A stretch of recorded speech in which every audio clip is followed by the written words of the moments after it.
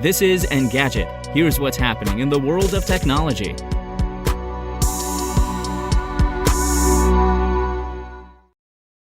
Today is September 6th. Since the start of the COVID-19 pandemic, 4,000 of people who work in Google's cafeterias have joined unions, according to a new report in the Washington Post. According to the report, about 90% of total food services workers at Google are now unionized. That number is particularly significant as the company's cafeterias, like many of its peers, are overwhelmingly staffed by contract workers who don't get the same benefits as full-time employees. Contractors across the company have pushed for higher wages and increased protections in recent months. Cafeteria workers at Google's Atlanta office could soon be the latest to join the ranks of unionized workers.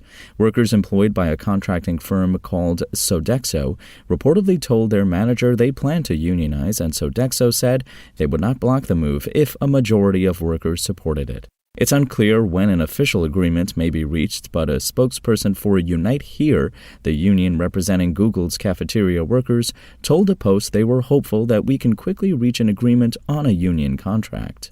Other cafeteria workers at Google have already seen significant benefits since joining Unite Here. According to the Post, the average unionized worker at a Google cafeteria makes $24 an hour, pays little to nothing for health insurance, and has access to a pension plan. By contrast, the Sodexo workers in Atlanta make $15 an hour and can spend hundreds on health insurance. And Meta has been fined €405 million, $402 million, by the Irish Data Protection Commission for its handling of children's privacy settings on Instagram, which violated Europe's General Data Protection Regulation, GDPR. As Politico reports, it's the second largest fine to come out of Europe's GDPR laws and the third and largest fine levied against Meta by the regulator. A spokesperson for the DPC confirmed the fine and said additional details about the decision would be available next week.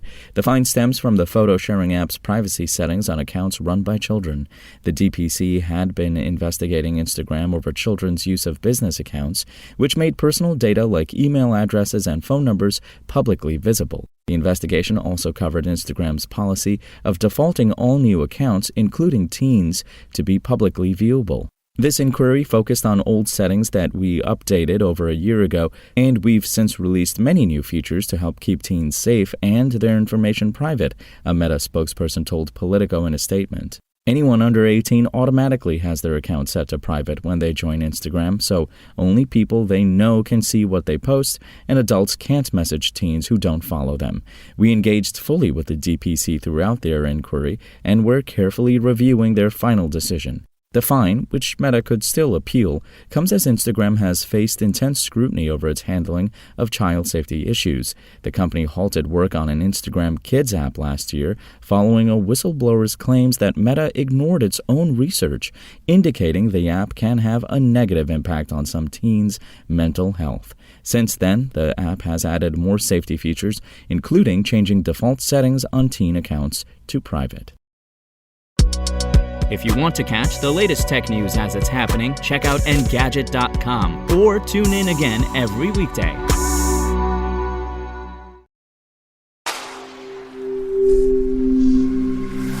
Spoken Layer.